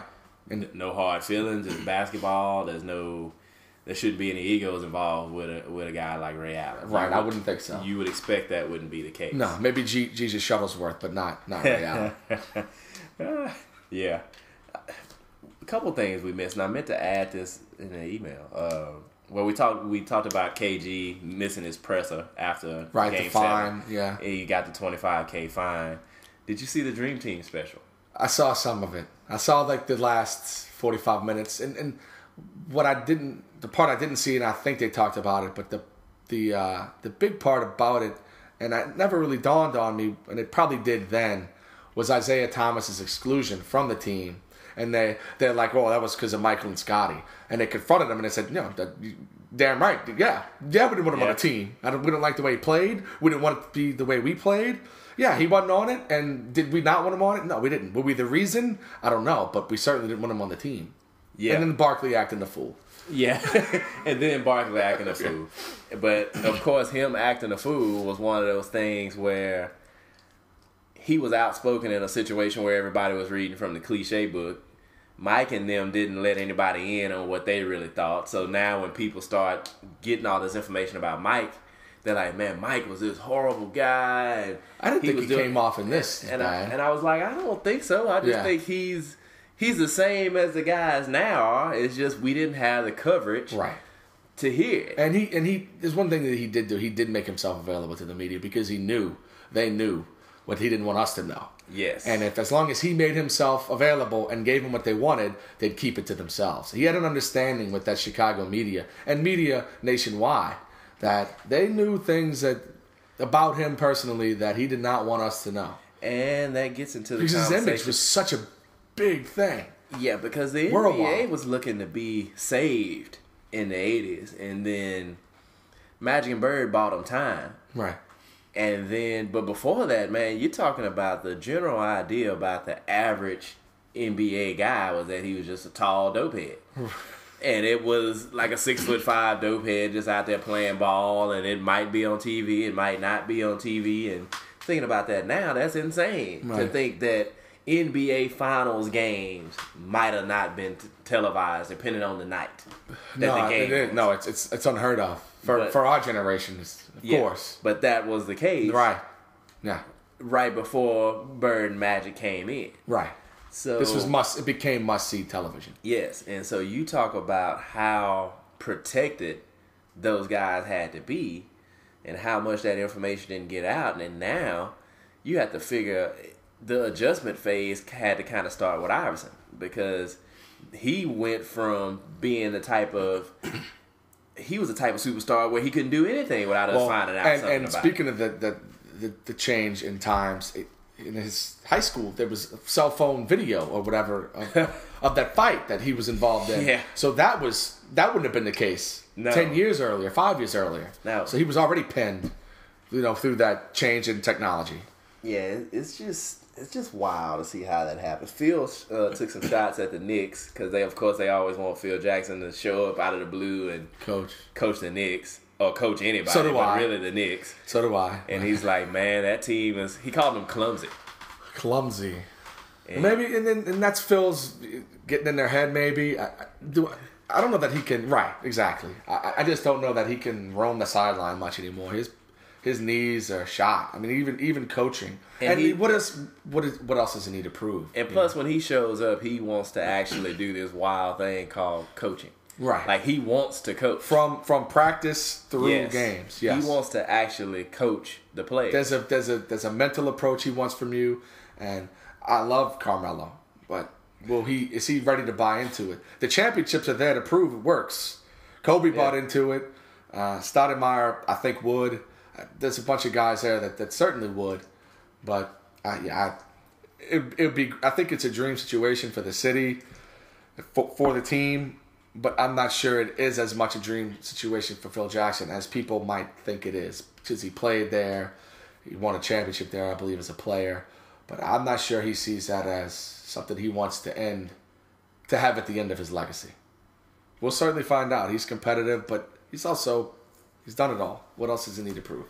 Yeah, him on that sideline with them getting swept by Dallas, that was an ugly visual. Because it was clear he had a look on his face like, everybody knows I'm quitting after this, and y'all are going to screw me like this. Well, I'm saying it right, and that I was in Greece, and that I felt his pain from across the globe, and that would be the only thing to bring him back.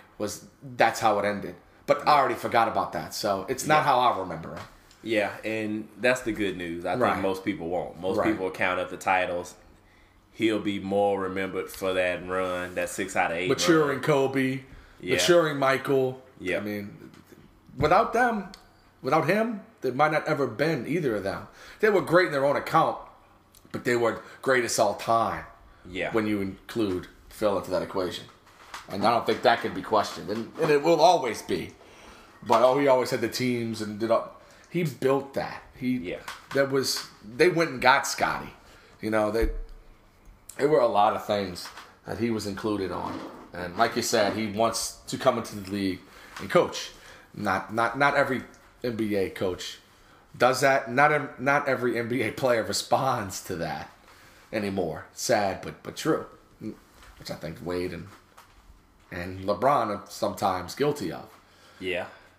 But that is what it is, and that's my speculation. But I did see last night, the last 45 minutes. I need to see the first, but no real shock on. They touched on how great Michael was, how competitive Michael was, and how Magic and Larry were.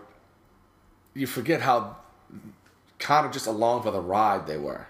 Larry didn't really practice. He was over the corner laying down. Magic had just got the AIDS bomb news, and they were every bit part of that team. Yeah, it was pretty much a Kiss farewell tour. This was their last thing. Right. And that's the way they covered it during the show. And that's something that's important to call out because you look at that team and you get one of those T-shirts out and you're like, all right, Karl Malone, Stockton, all right, Magic, Bird, Jordan, all right, Scotty. Scotty, okay, David Robinson. Who is the tall white? Oh, yeah, Christian Laettner. Yeah, he was on the team. Yeah, that didn't make sense. Well, he was the college guy. All right. Well, I bought a jersey from that in that era, and it's Magic. As much as I love Michael Jordan, my jersey, Dream Team, I never owned a Michael Jordan jersey because I never thought I was worthy to wear it. That's how much I loved him on the court, loved him as a player. I don't own anything Michael Jordan. The only Walter Payton jersey I have was bought for me, and I've never worn it because I don't feel worthy. That's how high I set these men as competitors, as athletes. The shoes, sure. I've got the shoes. Because it helped me to be like him, and but it wasn't. But it's like Barkley said, in that trip for them to Barcelona that's when he was singing the Gatorade. He is me. I want to be like Chuck, but he's no Mike. Yes. And the funniest part from what I saw of the show, of the Dream Team show, was Stockton going down the street, nobody knowing who he was. Kids having the shirts on with the pictures, like he was saying. He had to bait the people into even. To even asking him, so are you involved in this? He's like, yeah, I'm this guy. Oh, really? Really? You playing? Yeah, right. You playing? He hit the streets with his family. No other player on that team. Christian Laettner couldn't because of his Duke fame at that time. No other player could do that. And they laughed and joked with him about that, but he loved it. He embraced it. Because he was like, I got a chance to go. I can experience this, right. And later on they showed Mike, and Mike's having to go out at 6 in the morning. Just to see the stadium. All right, I'm here. He's having coffee or tea, And then the guy obviously sitting next to him knows who he is, but nobody else is there.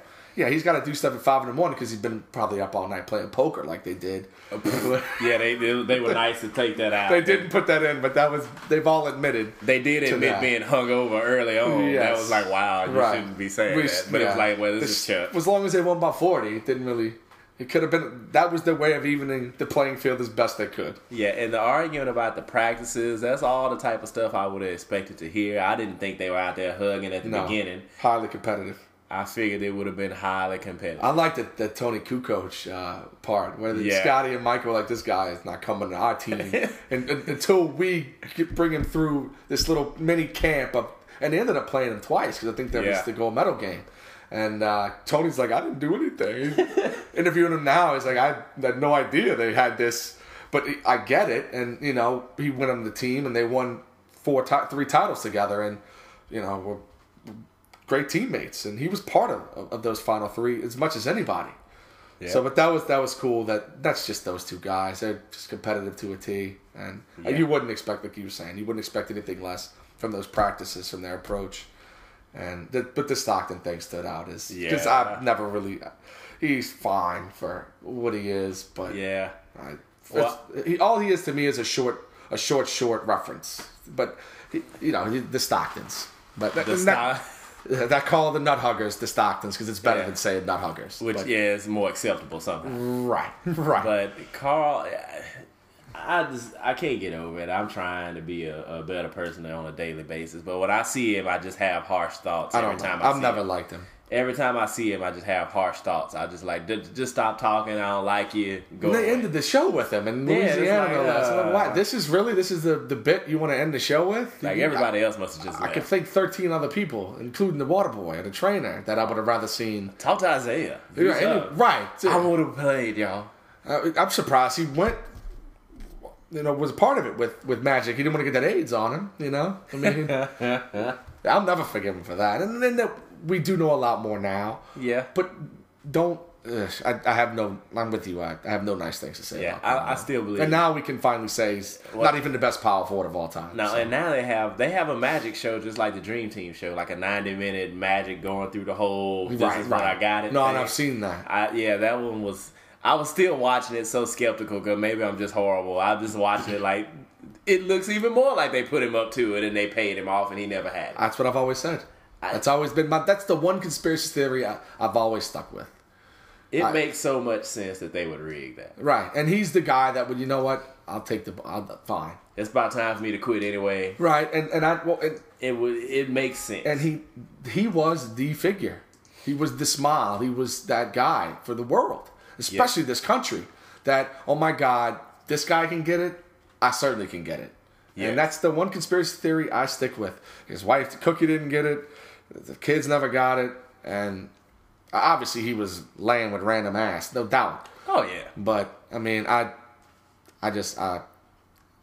stand by my original conspiracy theory. When I was 12 years old and it broke, of course, I was crying, and this is real, this sucks, and, insert whatever. But once I started thinking, and I was this doesn't add up, and we needed that figure. Yeah. So we needed that poster figure, and there was no better guy to say, hey, this Michael is was too young. Yep. And Michael would have said, screw you, I'm going to win championships. I mean, he had won a championship. They just won their first. So it was very fresh, his career. He was in his prime. It's just wild because watching it is like, well, they were already in preseason. Like he was playing. Right. So that's something. It was a press conference following a practice or something. Yeah, I mean. Yeah, so they basically had to hide him out for 2 weeks and lie and say he had a flu. Right. He was not playing. Did the press conference because somebody like the news started to get out and they had to have a press conference. People were like, okay, this is a hell of a flu now. Like something's up. You got to go out there and say something. Right. It's been the flu, fine, but this guy's had the flu for 2 weeks now. It's what's up. So it might have been real. Like I said, and you seem to agree to a certain extent. I'm calling BS just because. Why? I mean, it makes sense, right? But we might have finally. Is that any other thing popped up on you? No, this is my last thing, and then I'll stop. That's fine. NBA, we haven't hit about 2 hour. NBA Live 95 is still awesome. Let me see which one was that. Sega. That was Sega. Okay. That was the one where the screen was like the court was like diagonal. Yeah. And Robert Ory's like. Yeah, the Rockets were the second best team on the game. Yeah. They had Kenny Smith coming off the bench. Yeah. I know that because I just played that game before I came over here. Because I bought that system that plays. And Michael's not in the league, right? No. But the Bulls are still good because they've got Scotty, Kukoc. Yeah, they're still good. Yeah, so, but it's that game came out during the Rockets championship. So they had Seattle was the best team. Right. Houston was second. Yeah. The Jazz was still the Jazz. The Jazz was still the Jazz. Phoenix had like 11 Phoenix dudes. was good. Yeah. San Antonio was good. The Yeah. Bulls were down the list because they didn't have Jordan. Right. The Knicks were up there. The Knicks were good. That too. was in Ewing's But yeah, prime. Scotty Brooks was on the Rockets. So I enjoyed. I played a Rockets. People don't know he played. That's funny. I had a Rockets against Supersonics. Right. And Peyton. Schimpf. Detlef Shrimp was unstoppable. Yeah. And it was a ridiculous playing that game though. I was having the time of my life over that. No, and that's still when I'm talking about Kemp was out of today. the roof. Yeah, no, Yeah. I believe it. Yeah, so Yeah, that's the only reason I had to say because I had a college one just like it that Coach K one. that was really good. And like you could break the goal. Joe with Maryland. Joe Smith. Yeah, Joe Smith was. They had Joe Smith, awesome. and they had UCLA was really good. They on were. that game They too. were. They were. They had. They had the brothers, the O'Bannon brothers. They had O'Bannon. Who was the short guard? Tyus Edney. Tyus Edney. Yeah, They had Tyus yeah. Edney and O'Bannon brothers. Yeah. It was that. The game was awesome. And you Yeah. could break the goal on that. too. Right, That was awesome. I right. remember that. Shatter it. And every arena looked like a gym. Yes. In there, but fine. I mean, Yes. that was 1995. I mean, so That's awesome. because we weren't even horrible. LSU wasn't even bad. Shaq was probably gone. Yeah, he was gone because they beat the Rockets beat the Magic in '90. Their second one was the Magic, so he was gone. Chris Jackson was gone, but we weren't bad. We had a decent squad. I couldn't name. Might have been Gerd Hammock years, probably was, but maybe not even. He's got a kid now that they recruited. Wow. His son is now at LSU playing basketball. Gerd Hammock. That's how old we are, or how young he had a child, I guess. But those games were great because they started with Bulls versus Lakers back years before that on the Sega. Then it evolved into the NBA Live. Those games did not age well because they're really slow and they suck. But 95 was the first one that was like, hey, yeah, because I remember, I definitely remember that because I played that one as much as I played that college one, which was a lot of fun. Because it was like alley. Because obviously Central. Duke was good and all North that Carolina. game's so awesome. It is. I just don't have a working Sega Genesis. Actually, I do, but it's at my mom's house, I believe. And I say working; it hasn't been plugged in for a decade, at best. Well, I'm telling you, I do. I have controllers too, and I bought that older system that plays Everything, all the everything, formats, and it all works awesome. So I waited. Looking at. Oh, that's the thing. Yeah, you did. Would you post it on Facebook? I guess. Yeah. And I waited, and I was holding out NBA Live for myself because I knew I still had that game, and I found it, and I put it in there the first time I hit play, and it was like cricket, and I was like, no! No, it's devastating. And then I tried again like 20 seconds later, and it worked, and it was on. It's like one of those things where you kind of wanted to play it, then if it didn't work, you really, really wanted to play it. It just becomes devastating. But then when you start playing, you realize why you brought this out and did all that. No, those were fun because that was the first time, like you said, it wasn't slow, wasn't bogged down. You could actually run. You could even do some give and goes. You could run certain plays. You could they call. had plays. They had alley-oops defensive were the pressure. best, like you said. Yeah. Yeah, and if you left somebody open, it was pretty much three. Right, And the dude would say 3 when you make a 3. Yeah, I don't because it was an announcer. It wasn't like Marv Alberts, but it was somebody that they got. I thought maybe that's not new enough either, but I thought they had some legitimate voice. Well, it still like was Al Michaels or something. It had nothing to do with college basketball, but by the time NBA Jam was where the exceptional announcing was going on, because right. Yes. Yes. And then On fire. Bondage and cracking jokes. NBA Jam. I have that for the PS3, and I still play. I play that still now, the newer version. Yes. It's limited, but it gives me what I need. I mean, Westbrook could stand to be better, but this is like 2 years old, so he'll be better. Well, in than the NBA next one. Jam, if you're under 6'4", you're not good. In Right. NBA Jam, that's the way the logic. Well, I don't works. like it because people can block Durant, and that's not physically possible. I want to shoot over you every time and drop 100, which I did in one game. It was 3 overtimes, but Durant got 100. But realistic. But so you were getting close to the 2-hour mark. But it's nice random stuff to dish on at the end. With the Dream Team segment needed to be talked about. Any video game talk is game. I see what you did there. You like that, but I think that might do it. Anything else pop up? Nah, that's all I got. That was the few things. You don't want to start me on video games. I'll stop. Right. Well, we might have to do maybe next summer, just the show, in between the baseball, and because we rarely have a downtime because our downtime is coming up, but it's NFL preparation, so we'll be dishing on that before you know it. But that's it from the North Estate Studios. We back in the basement again. I think will be the official studio for us. Love the sound quality. We've played us out with the Carly Rae Jepsen parodies the last couple of weeks. Got one more for you. It's my favorite to date, but I think that's it. I usually say good night. It's early afternoon, so good afternoon. Enjoy Game 3. Get your Thunder gear out, and by the time you hear this, the Thunder will have already gone up 2-1. But that's it from here. Good afternoon, y'all. Closing you out. The best one yet.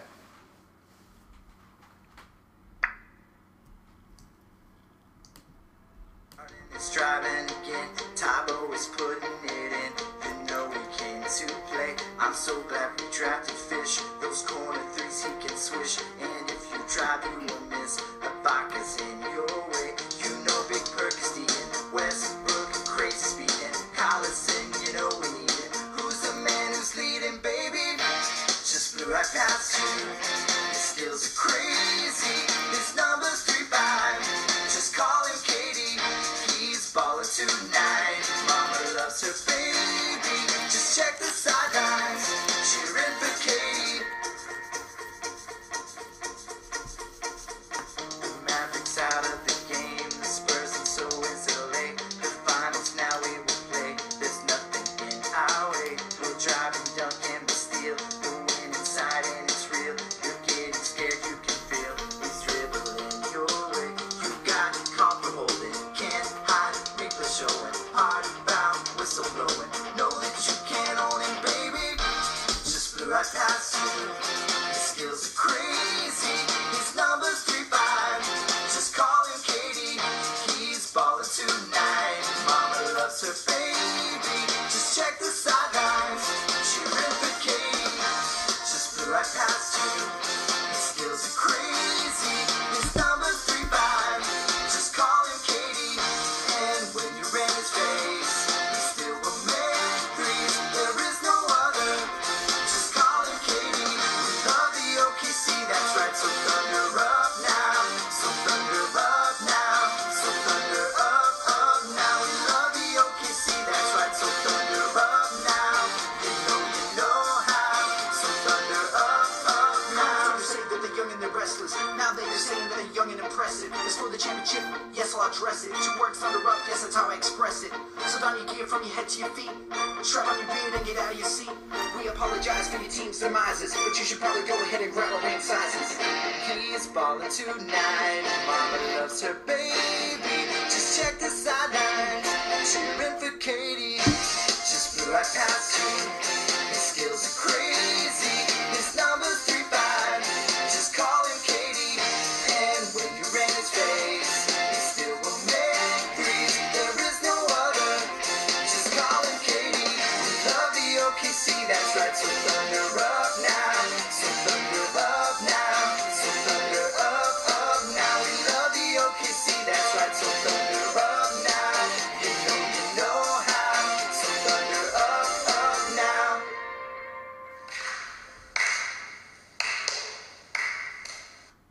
Thunder up.